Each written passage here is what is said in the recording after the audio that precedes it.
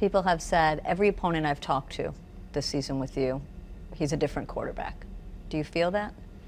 I think I can do things that the prototypical quarterback can't, but at the same time, I still have to do the things that makes any successful quarterback successful. Dropping back in the pocket, making all the throws and all the reads, being able to understand defenses and what they're trying to do and what they are doing.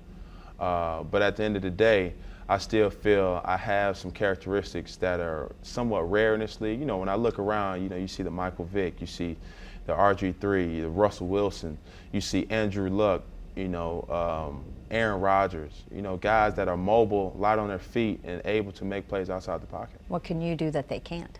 I'm pretty sure I can do a couple things that they can't, but it's also some things that I look at those guys, I'm like, wow. I wish I could do those things, and I try to apply it to my everyday game. It's funny because the difference of sitting here talking to you, winning, and being so successful versus last year talking to you and you talking about how much that was, their success was fueling. Right. Because it was all of a sudden you were sort of the forgotten It still guy. is. It still is. I mean, let's not get jaded by, us. And I just want to throw this out there. It's just 7 games in. I've said it numerous times, people acting like, we need to have a celebration, shut down North Tryon and just have a parade. Are we excited about where we're at right now? Absolutely. But that's still pushing us to higher heights. It's like, we're at where we're capable of being. But in order for us to be where we want to, where we have our goals set, we got to continuously to keep moving forward and keep doing the little things right. So that's people saying, to them, you look like a different quarterback. Are you a different person sitting here today, do you think? I am. And for me to just say it, it's one thing, but I feel it. It's a lot of things that I didn't think was important, and people may not feel that it's important, but it's important to me now. Making eye contact with people, talking to people, just being approachable. It's a lot of things, man, and I could sit up here and list a scroll of things that I try to do on a day-to-day basis. Do I have setbacks where I need to detox and say, but I still am able to catch myself like, man, let me get out this funk, man. Let me go talk to people. Let me go tell people how I'm really feeling, rather than them playing a guessing game saying, oh, can I talk to Cam today? Can I not? Can I do this? And it's been helpful. And I've been seeing a difference, not only in myself, but with teammates as well. What changed? What got you to this point? Family members, in particular my father, my brother, oldest brother. I think I call those guys my deflator. Those guys are the people when you feel as if you have arrived and your head started intaking this helium and this, massive things. They come in with that pen and just bring you back down to earth. And I think this off season was very therapeutic and along those lines. Why? Because they set me down constantly. Not only just pointing out things that I feel like I could get better, but just challenging me. I go through rigorous workouts each and every day or during the off season, and in the weight room, on the field, as well as off the field. Just to take my mind to different challenges. Basically saying if I could accomplish this now, in the late games or fourth quarter, I can do great things as well. So when I'm talking to those guys, they look at what Russell Wilson is doing. Look what come on now. That guy's unbelievable. Look at the plays that he's making. We watched that, man. We watched Tom Brady, Peyton Manning, Aaron Rodgers. These guys that are labeled the league's best, Drew Brees. And I learn from those guys. And like I say, I try to apply it to myself. It's not just looking at other quarterbacks. I know the most important thing you told me that your dad and your brother did was made you look at yourself. Right. What happened that day? It was very disgusting, and that's as blunt as I could be, but I could, say other words as well. Me going back, because, when you do an interview, like when I do this interview right now, 9 times out of 10, I probably won't see it. I'll hear about it, but realistically, you really won't go back and YouTube and say, boom, interview. But for me, those guys set me down, and we went back on YouTube and looked at Cam Newton's post-game interviews. and I'm looking at it, and I'm like, oh my God. And I couldn't do nothing but just, because I see what people see. You know, I look at how people are viewing me. So when they see this selfish player, when they see this little childish, you know, temper tantrum that I was throwing, and maybe I may be going overboard a little bit, and, you know, I'm just going by how I view myself. And I'm like, that's why people look at me like that. Never mind, I'm a joyous person inside, that I really love playing this game of football, and I love everything about it. They were just seeing that, bruh, you're not counting your blessings. You know, you're harping on the negatives rather than, you know, trying to create, you know, steps for you to get better. And you know, when I realized that, I think everything began to get better for me in many different ways. What was the hardest thing to take when you say that all of a sudden you saw what people saw in you? What was it that all of a sudden you saw? I would say my intentions were good. You know, I never once wanted to portray a guy that was just nonchalant about, you know, anything else but winning, which I am. But the way I could come off was just too aggressive. And it's like, okay, Cam, we know that you like to win. You know, you don't have to keep hammering the nail in there and just saying or how you feel, your actions. You know, and more or less, it was that one thing. Let my actions speak louder than, you know, what I may say. And I would say it often in the media, but I wouldn't carry it off in myself. You know, and I'm just nitpicking every single thing, turning over each and every stone and saying, I could have been better. You know, I could have, like I said, had more communication with my coaches, players, and just been a better teammate. And you know, it would have. I'm not saying that it would have got us more wins, but I think it would have helped. One of the examples I know they showed you was the towel over the head. When you're looking, could you see what people thought and what should they have seen? Now, I think I get a lot of scrutiny for the towel because no one has ever really had a towel over their head, and I feel like in some reasons I'm a trailblazer. I want to be a trailblazer. I don't want to be a guy that, oh, you know, he's doing this because somebody else did it. In most cases, everyone is always inspired by a lot of things. And I'm inspired by so many people that have came before me and, you know, set the path or made it even possible for me to even play this game. So when I play this game, I don't just, you know, go about it to say I'm going to do this just like that. Yeah, I look at other quarterbacks, but I try to apply it to my own self, my own swagger. Let me throw my own pizzazz in it. I've always, since high school, had the towel over my head. Why? Is because I was inspired by Michael Jordan. One of the first times when I seen or really got to appreciate who Michael Jordan really was, he would come to the sideline, put a towel over his head, and put a towel, you know, over his lap. And I was like, why does he do that? You know, I'm trying to be like Mike. Everyone wanted to be like Mike. So I didn't play basketball. I wasn't good enough, you know, to excel in basketball. So when I played football, I put the towel over my head, you know, along those lines. And over the years, you know, people would just always see it. And when I got to the NFL, it was like, what is a towel? You know, we've never seen this happen. So, you know, he's complaining, he's with all this bickering and this and that. And I'm like, well, that's me. You know, if you don't like it, you can have your own opinion, but I'm not going to let that stop me from who I am. It's funny because if we were talking about growth as a quarterback, we can look at stats, and Lord knows with you, we can look at stats and get the proof. All the things you want to work on as your growth as a man, how do you evaluate that?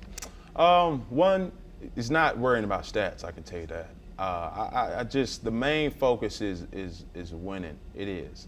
But it's ingredients that goes into trying to win. You know, go down the store and you try to make a banana pudding.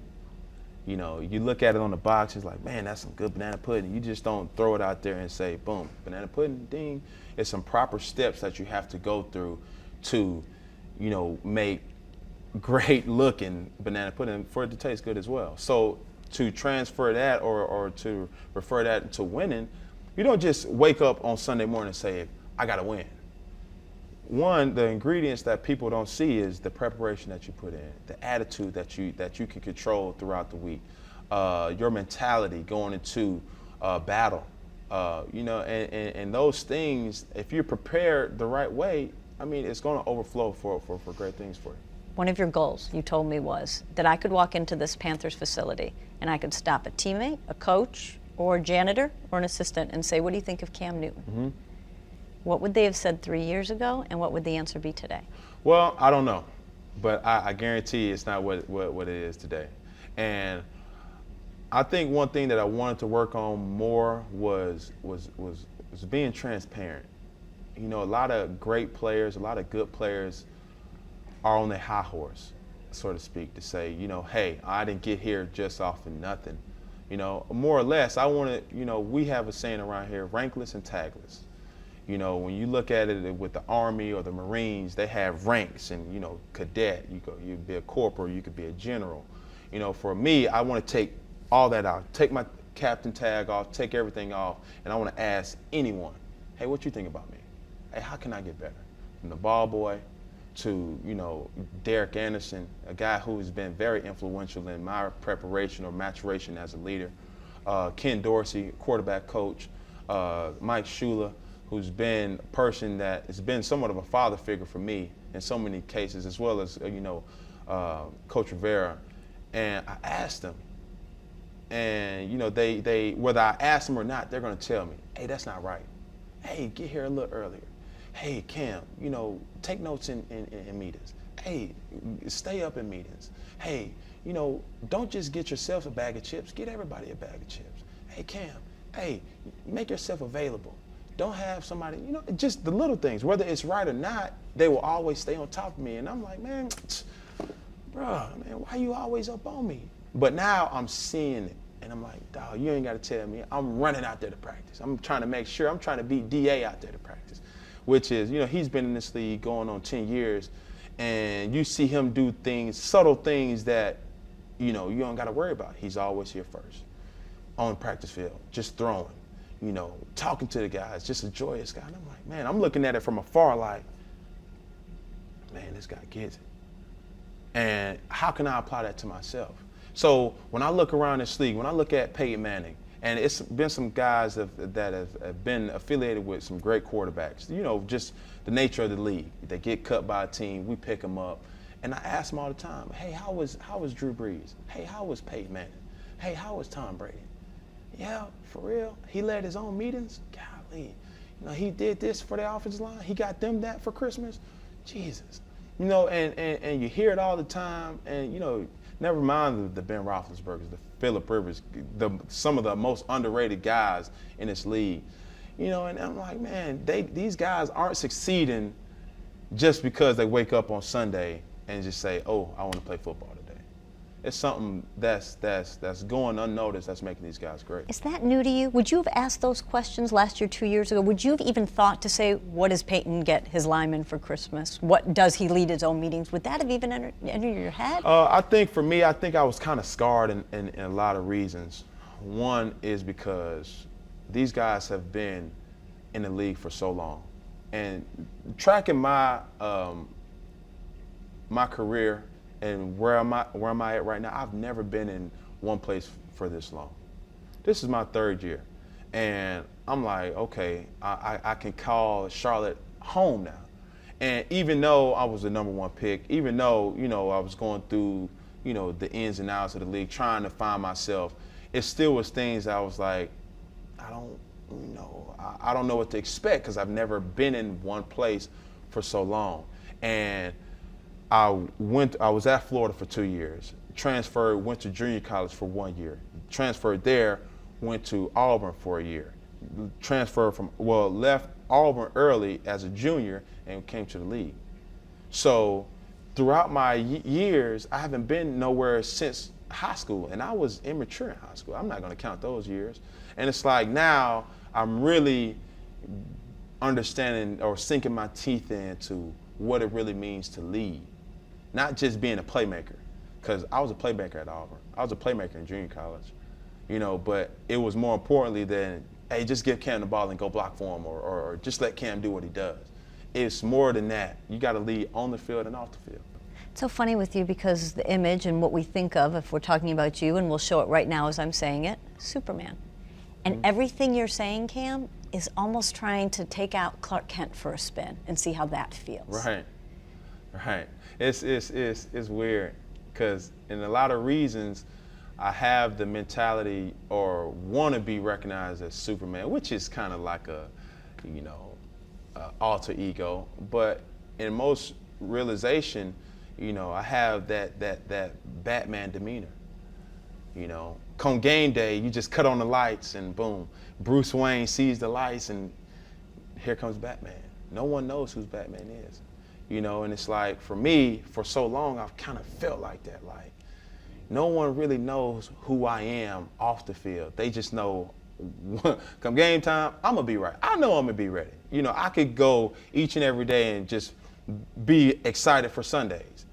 Going out there, playing in front of BOA, Bank of America Stadium, and seeing those fans screaming, and it's a feeling that you can't even explain.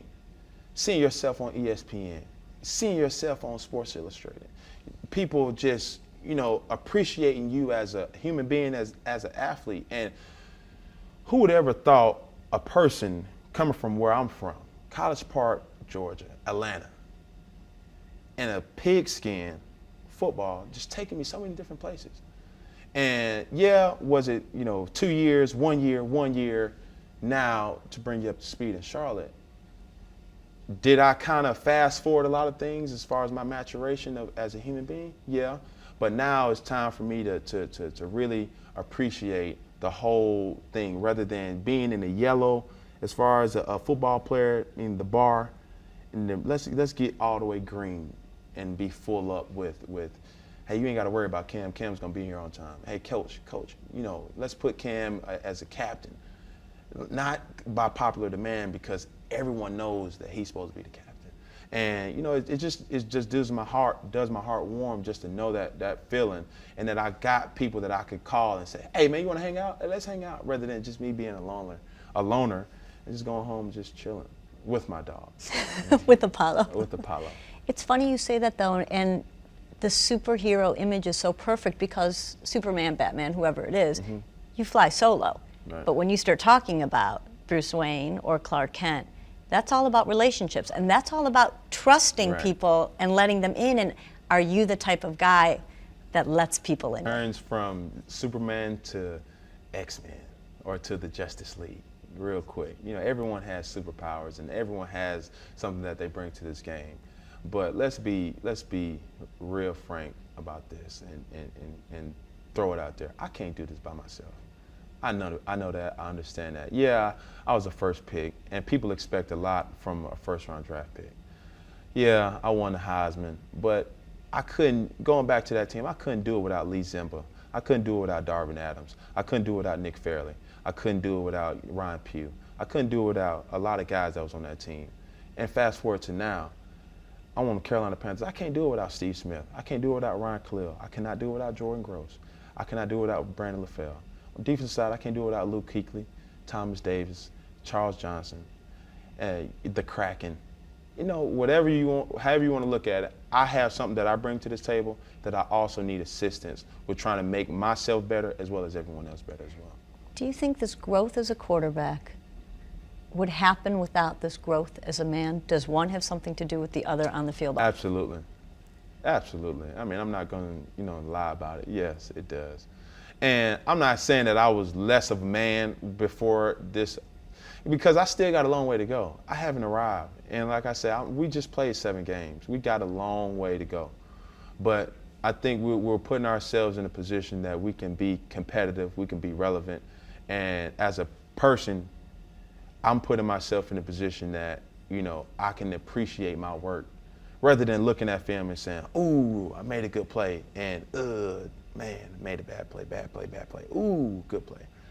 When you look at the great quarterbacks, going back to Dan Marino, Joe Namath, guys before my time, Steve McNair, and you look at Warren Moon, guys like that, those guys have solid games.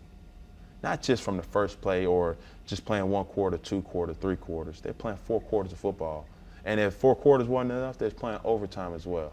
And those guys had the trust from their teammates that to let everything down and put all the guards down and say, hey, I'm submitting myself to this leader right here because I trust him and I believe that he's going to take us to the promised land. Have you seen that moment yet? If it was something a guy said or something a guy did on the field or off, where all of a sudden you were like, and there it is. I have, but I'm not going to sit up here and say it because I think that's personal.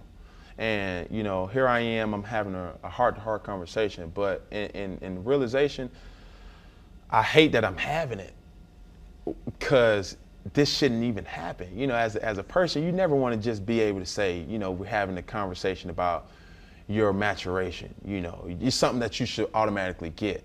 And, you know, I'm having a conversation. I'm happy that I'm doing it just so I can relieve so much stress from me. But more or less, I'm having conversations with guys that I never would have had. I'm getting to know guys. You know, I'm not just that guy that comes in the locker room with my Dre beats on, jamming music, and just waiting to the last minute to get into meetings.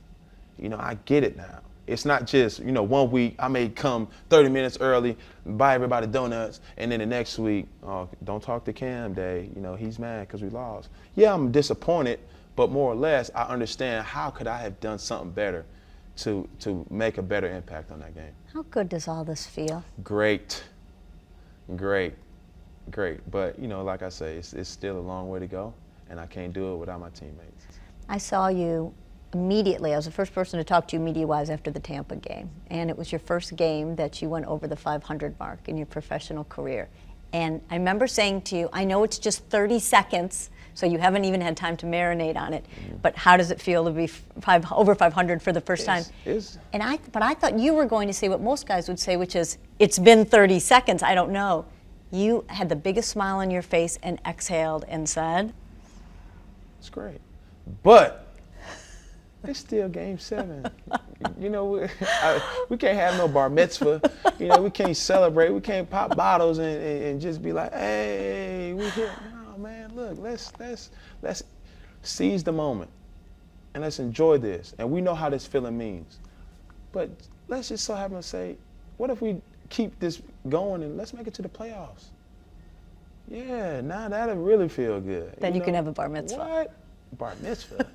Man, sheesh. I might be telling Mr. Richardson to do way more. You know what I mean? But, you know, on a serious note, like, it'll feel great. Like, it's a lot of feelings that haven't been here in a long time. You see it. You sense it. You know, I'll walk home, right? And when I walk home, for a long time, you know, people would look at me and like, oh, that's him right there. And, you know, keep it going. Walking home from the facility. Yeah, I'll wake up and I'll walk to the facility. How far from your house to the facility? Close to a mile. Okay, so you're walking by yourself, by myself, down the street. That's that's a moment where I could really say, I'm looking forward to this moment. You know, because when I get into this facility, it's you know, as much focus as you can you know, submit yourself to. And when I walk home or when I'm walking to work, you know, I get people that's going to their 9 to 5 and it's like, oh, okay, cool. Boom, that's Cam. Hey, good luck this weekend. That's what I'm getting now. Hey, man, y'all keep it up. Hey, do this, do that. And, you know, if I was playing on a franchise where that was expected, yeah, you know, I'd be cool and say, yeah, we get that all the time. But I expect this each and every time that from here on now. Now that's my type of things that I'm expecting from myself. And I'm not going to sit up here and guarantee it because I can't do that. I can guarantee that I'm going to expect a lot from myself. And whether you or anybody else that's looking at this would say that, oh, well, he's not going to do it or he's capable of doing that, they're not going to ever exceed what I'm expecting from myself. Fast forward to March. Your father and brother, your deflators, call you into a room and they have the computer there and they've loaded up some more videos. What do you hope they're showing you? Man, I'm really hoping. I mean, everyone's dream, and I might as well just go and throw it out there. Everyone's dream is to be going to Disneyland. You know, but that's a long way to go. Is it reachable? Absolutely. 32 teams, everyone has opportunity. But it's the things that goes unnoticed from Monday through Saturday. How are you going to bridge that gap to put some good product mentally, physically in you that's going to propel you or make you exceed or excel on Sunday? And that's what we got to continue to do, the small things, not the interception by Luke Kuechly, Captain Munderland, an unbelievable return by Ted Ginn. No, the preparation. Are we going to be alert in meetings? Are we going to hold ourselves accountable to, making mental notes in meetings? Are we going to practice great? And if we do those small things, listen to coaching and apply coaching to our play, we'll be great. That's all about the winning, but I know your deflators want more than that. Yeah. What else do you hope that you would see? What other video to make it that this year, to make a nice full circle moment? Just my demeanor, man. And I've had somewhat of a pinching moment where you could catch yourself like, hey, whoa. Well, take 2 steps back and let's start over. Because it's been hard. I'm not going to sit up here and just be like, yeah, man, it's been great, smiling and, when I don't want to smile. But that's what people don't understand and they don't realize. Like, this is an emotional game. And you put so much into it. I said this numerous times and time again. You put so much into this game that come Sunday, when you don't get that, the what you've put in, when you don't get it back, it's like, oh my God, like, I done stayed up so late. I done went through each and every play numerous times. I done went over with Coach. Coach, can you meet one more time? Can you do this? And it's like on Sunday when you throw 3 picks or when you lose by 3 points, it's like, oh my God, what more can I do, God? Like, I'm trying. But you still got to keep going. That little voice in your inside has to keep going. Come on, Cam, you're almost there. And, we had one of our players speak, a couple weeks back, or not, probably last week, and he was saying, it's a little imaginary wolf on each side of your shoulder. Everyone has that, But which one are you going to feed? Are you going to feed that guy right here and say, man, bruh, these folks ain't for you. They don't want you to win. Go on and hang it up, bro. Go on and snap on the reporter that, what I'm saying, how you want to do. Or it's this guy right here is like, hey, you trying to be a Super Bowl winning quarterback. Hey, get your act together. Come on, you can do this. Let's lead these. You be a leader of men. And you hold yourself to a higher standard. And let's get it done.